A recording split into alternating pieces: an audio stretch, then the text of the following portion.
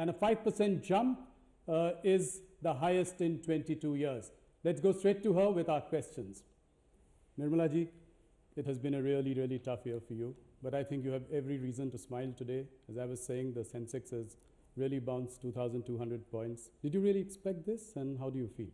No, I still have not even seen what kind of reactions are coming up, because after the presenting of the budget, I'm moving from one to another in terms of meeting people and giving television and news media, print media interviews. So I've actually not followed what is the development either in the markets or anywhere else. I hope the intention of 2 or 3 major points which have come across in the budget is well understood and well received. And if it is being received, I'll be happy, because after all, we want the country to understand the intent of this government. It has been a tough year. You know, you've presented this budget in the backdrop of a once-in-a-century pandemic, you know, and also with a highly aggressive neighbor, you know, external aggression from China. What were you really thinking about when you were framing this budget? One thing was clear. If I had more resources to give, I would have given it to the people as much as we can. But we hadn't that kind of a comfort. We didn't have it then, we don't have it yet. We soon can hope to have it. And also the fact that even during the pandemic, the small amounts that we gave to some people only, not to very many, were partly also kept aside, and I don't blame anybody for it, kept aside, saved for probably rainy days, because the uncertainty is such. So the question of giving money to people so that immediately demand push will happen, and through that people will be expected to spend, also had a question with it, saying will they spend or will they keep it aside for rainy days. Also, spending will result in immediate demand increases, no doubt, possibly if they spend, but will it be a meaningful trigger for a virtuous cycle to be triggered off? Unless that spending happens in those sectors where the multiplier will work, there is no point in spending in areas which the multipliers are, where the multipliers are weak. That is why we have taken this route of qualitative expenditure, capex through infrastructure building, capex for health, so that you bring in such infrastructure and such facility for health, and there take an approach of holistic health, and then look at agriculture. And that is why we have gone through this route. So that is one side of the story, and the other, I certainly didn't want to fund this whole operation through taxation. By increasing tax, getting the money and then spending is not something which any of us even put on the table for consideration.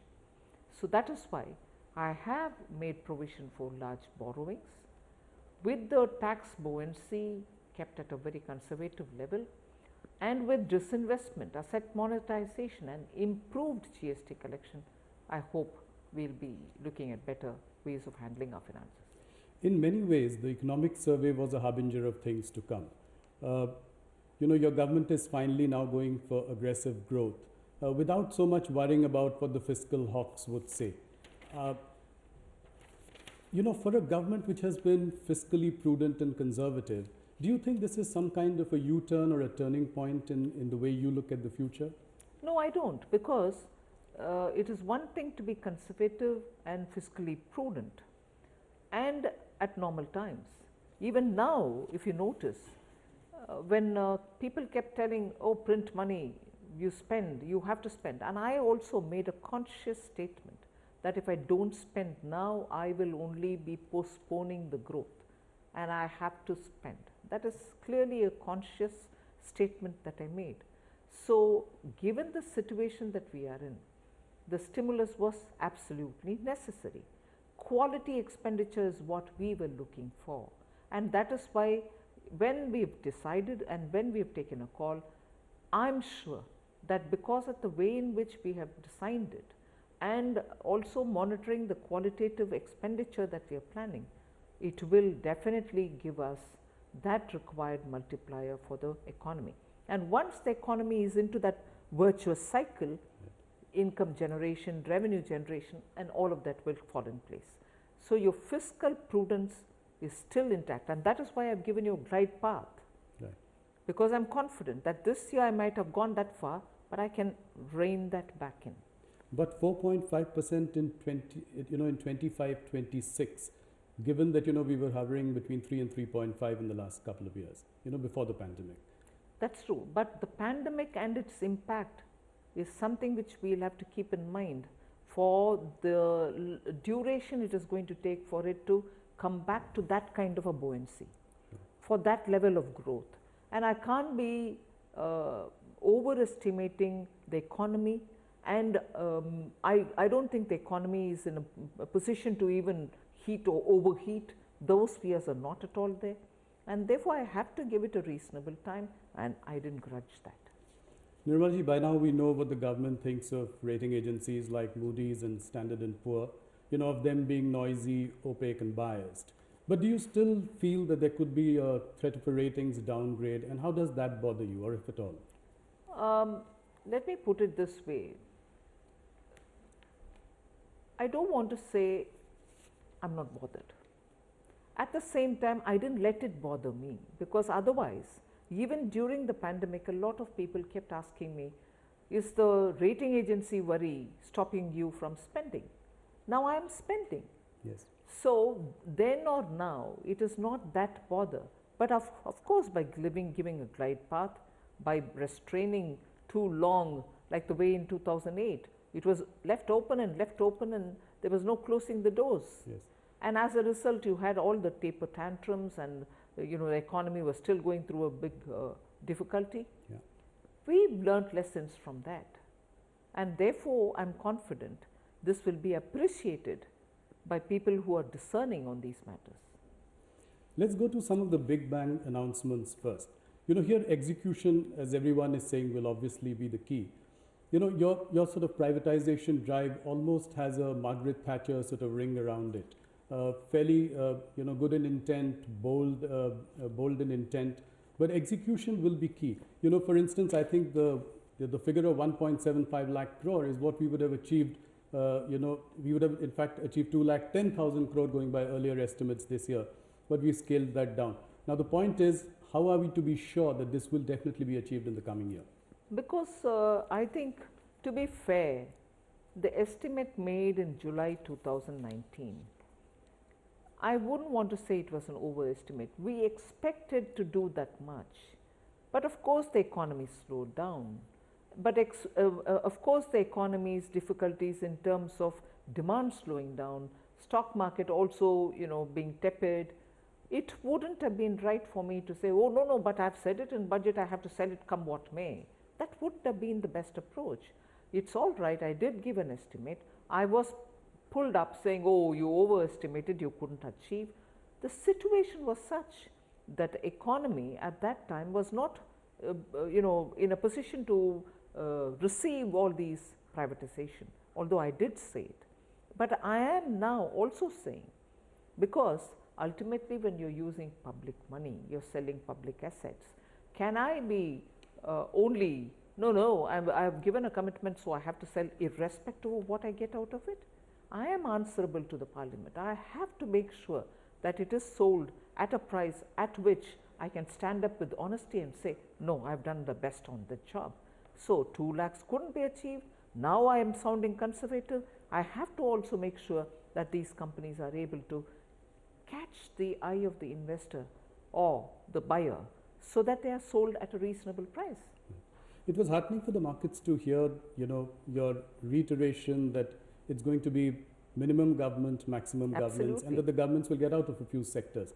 Do you remain completely committed to that? 100%, and that is why I said, instead of picking up on one after the other set of companies saying, oh, this is ready for sale, that is ready for sale, state it as a policy that you will have only certain core sectors.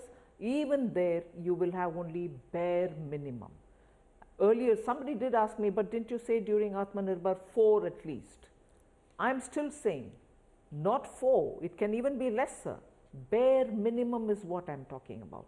And that is where when people question me, but public sector banks, yes, they are doing brilliantly for the very many causes for which government wants banks to function. They are also sitting over several CASA, the current account and savings account money, for which there is no demand in the areas in which the CASAs are coming in big numbers.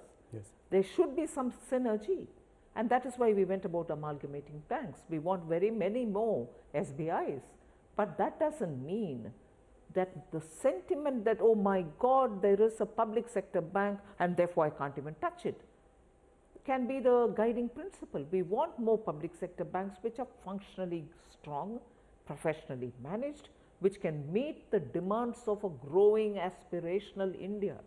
We want such banks. And I don't think one or two just banks like that will be able to meet this growing demand for credit and growing demand for a varied reasons from the economy. But in the process, if I'm going to be sitting around with such public sector banks, which are just not in a mood or even in a position to stand up, is it right to pour taxpayers' money to such banks? Absolutely. Where there may be buyers who can buy it and run it efficiently. We want more efficient banks in the economy. I can't be sitting with a laggard and thinking that I'm doing a favor to the economy. I want these banks to go out and be able to stand up there with private money coming in and be able to service our economy. That's why. It's the one announcement that's really sent all banking stocks on fire, including the public sector banks. Now, is this the way forward for public sector banks, or is it that there will be some public sector banks and some will be privatized? You know, so you said two banks. You would like to know which banks they are. We've and the not just named it. If I could name it even in the budget speech, and I how would have soon done. would that happen? I hope to do it all this year. The formulations have all, we've started engaging with the Reserve Bank in a big way. Now, the disinvestment target of 1.75 lakh crore, does that include everything, or is, you know, or LIC and others would be outside the purview of this? Well, as LIC is an IPO, we'll have to see how it, we've only I've read out the names of those disinvestment for which cabinet approval has been taken. And is that the figure of 1.75 lakh crore corresponding to? Yes, in a way, yes. So everything else would be outside the purview of that? I wouldn't so put it in black and white. Okay. Broadly, yes. But broadly, the ones announced today is where you hope to get maximum. Largely.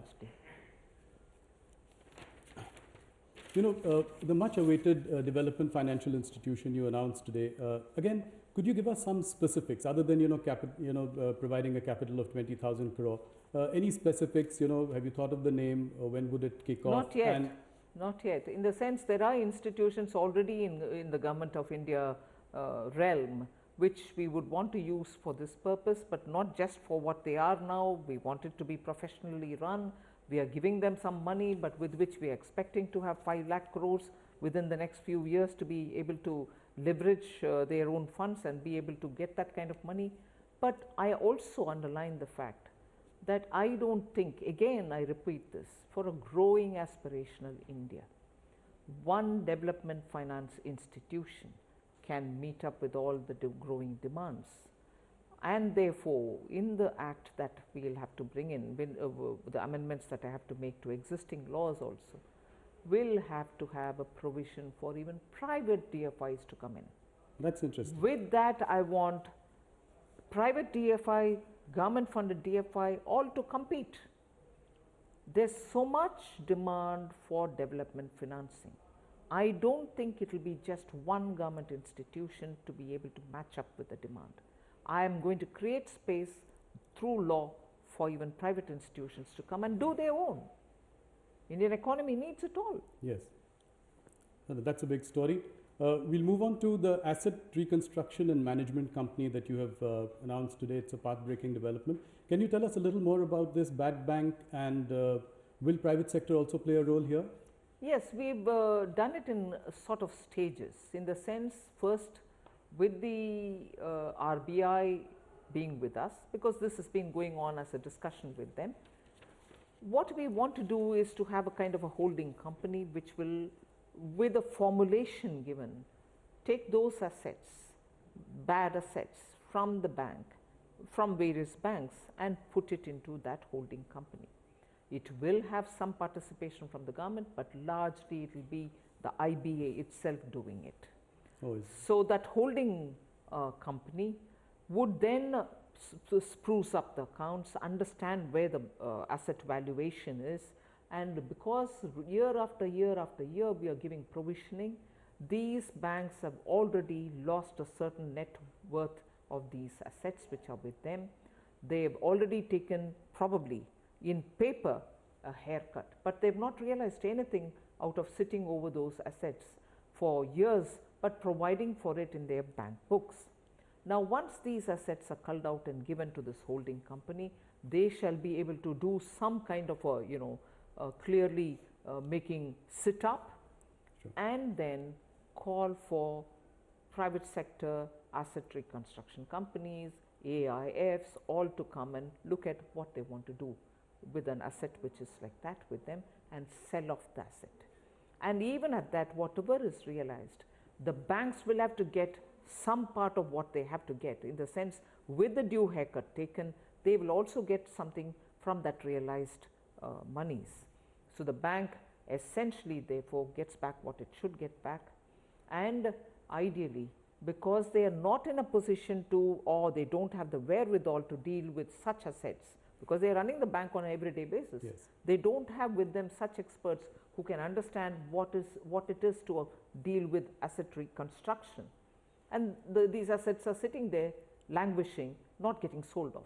Now with this holding company and with also the market coming in, those assets are going to find some kind of a buyer, and the banks therefore forever can get out of that situation and realize whatever little they can.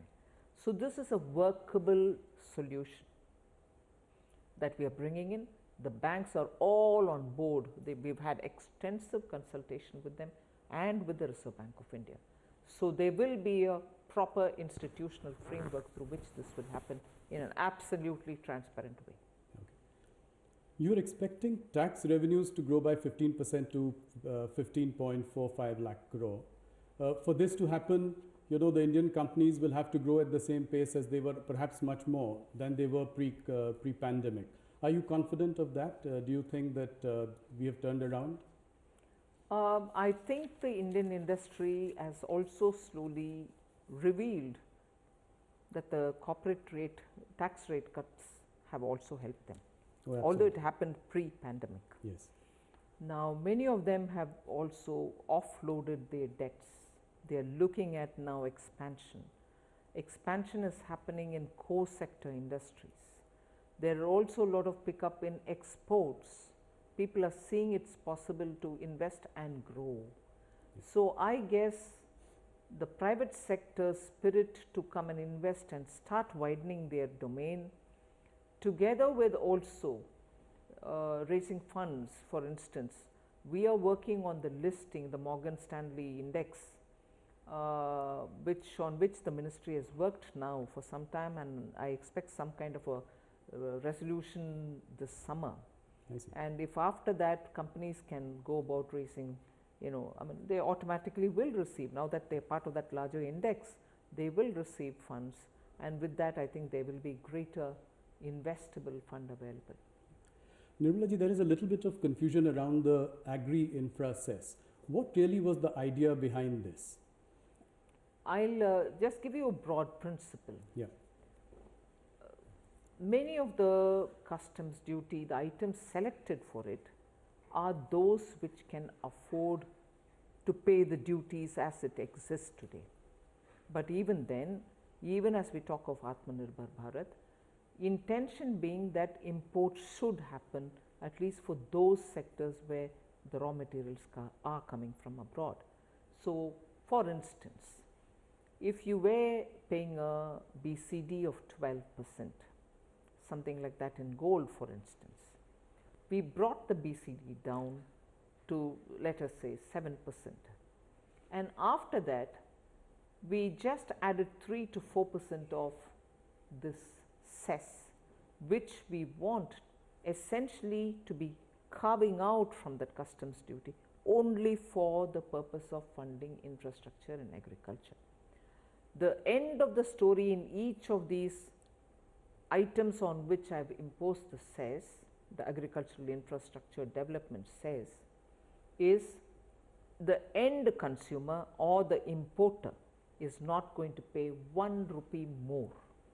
The reduction in customs and the imposition of the cess, Agreein Infrastructure cess, net is not going to burden the consumer or the importer. But why did I have to do it? I had to do it because I wanted to make sure that the fund for funding infra in Agree is got a head on which I am earning certain amount, and that can be used. Otherwise, the BCD goes into the account, all right.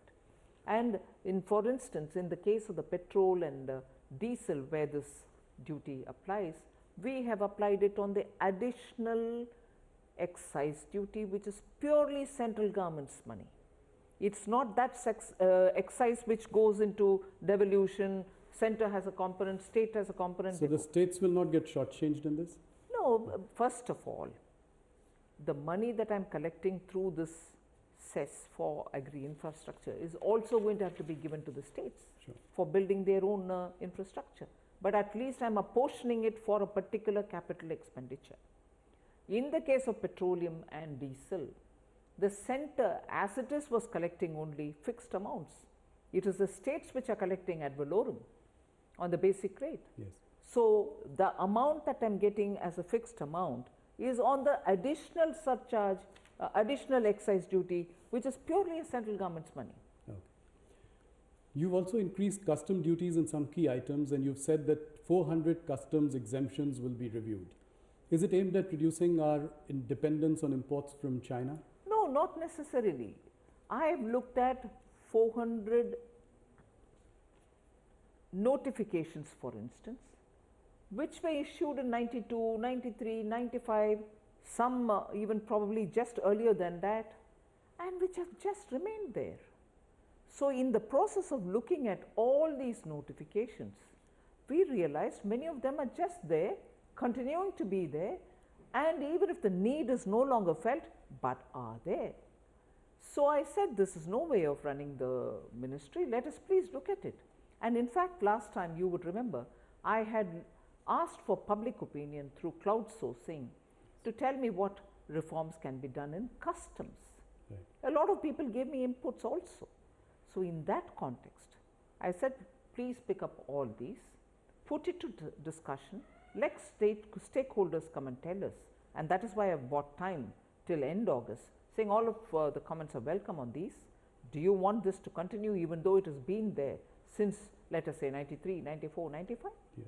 If it is got to be, all right, we'll do it, but that will be effective from 1st October. Okay. But I've also brought this, therefore I don't, in order that we don't repeat the same error, any notification from now will automatically expire after 2 years, unless in the meanwhile people have asked for renewing it, we will renew it.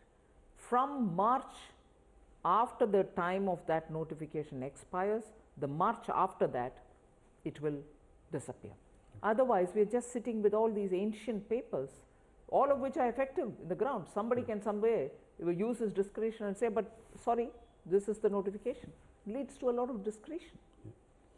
Today in your budget speech, I noticed that you made a strong point on MSP. You were very cogent, very articulate about how the government has only increased MSP on farm produce over the last few years. Manifold. And that's a point you made. Why do you think that farmers doubt the intent of this government? That is surprising to me, actually, because if our MSP performance is undoubtedly steadily going up from 2014 till today, to doubt the intent of the government, and that is where I feel I honestly want them to come on to the table, be at the table and talk it out with Narendra Singh Tomar, the minister, and specifically tell us where your grievances are. The PM himself has said that he is willing to look at any modification that they want and talk about it.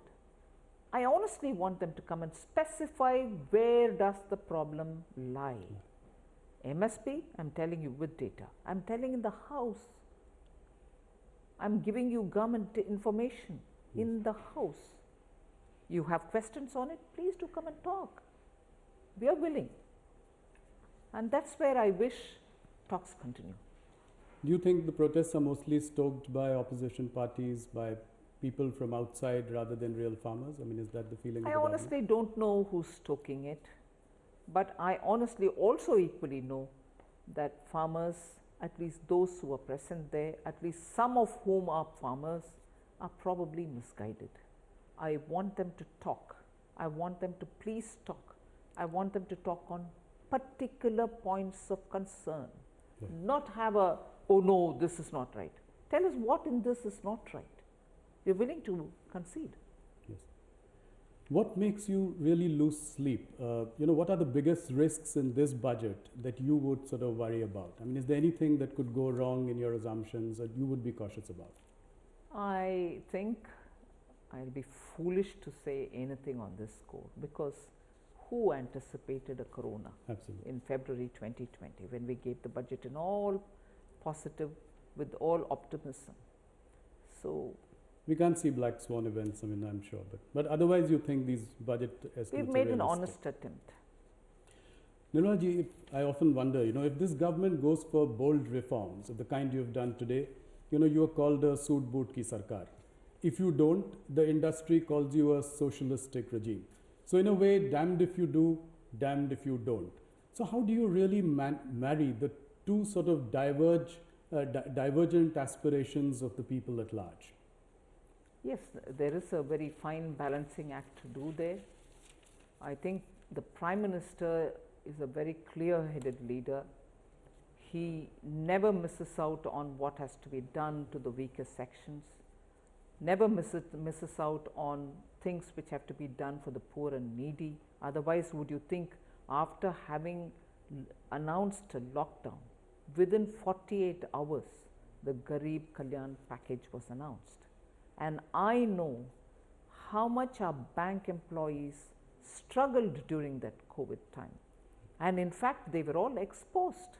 That time, nobody knew to what extent anyone can go out. Yes. They were all there. That is why in my speech I did say milk vendors, vegetable vendors, electricity pole workers, bank employees, firemen, policemen, armed forces, all of them did a spectacular job using the technology and giving DBT. Otherwise, we wouldn't have been able to reach all those deserving people about whom the PM was very keen, said, I want them to be given all the basics, food, cooking, fuel, and some money, so that they are not worried. Put it into their bank accounts. So with PM conscious of India's diverse population, where the poor are struggling, the employment EPFO related announcement earlier, where we have said for the next 2 years we'll pay the PF for those registered companies to take back workers who they have thrown out. It's a very clear sign.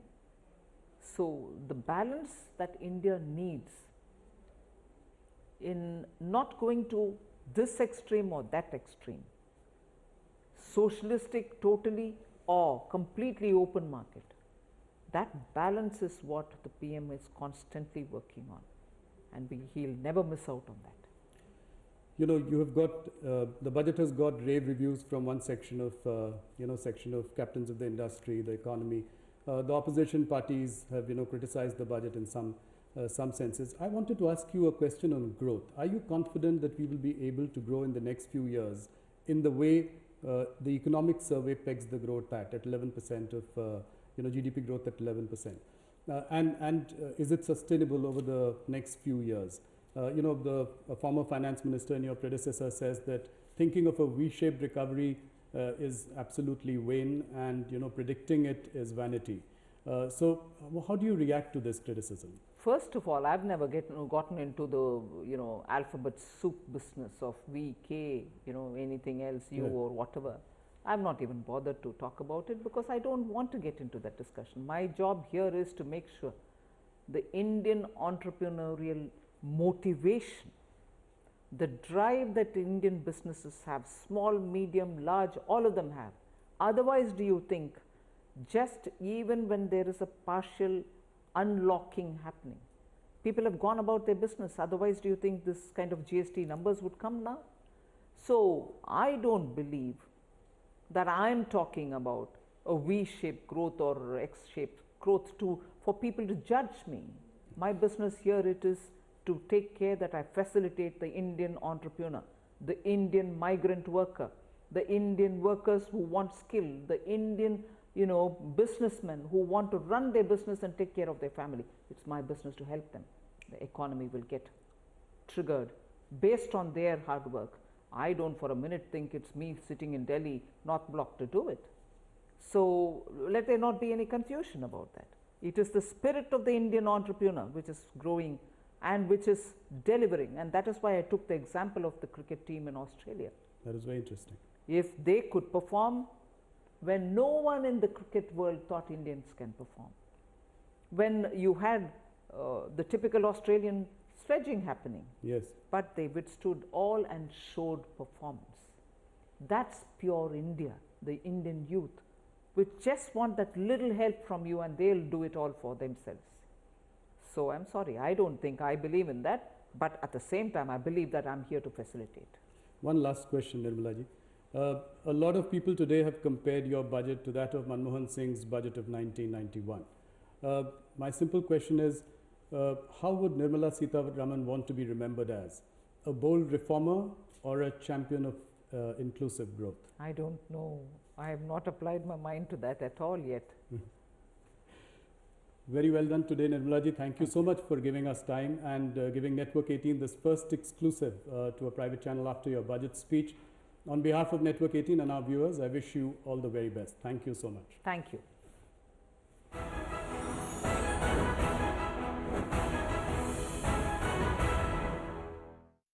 कोई गहरा राज, सारे सवालों के जवाब पाने के लिए हमें यह खतरा मोल लेना ही होगा।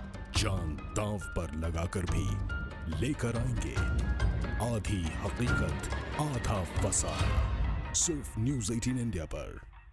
न्यूज़ 18 इंडिया आपका पसंदीदा नेशनल न्यूज चैनल। देखिए डीडी फ्री डिश पर बिग मैजिक और 9XM चैनल के बीच।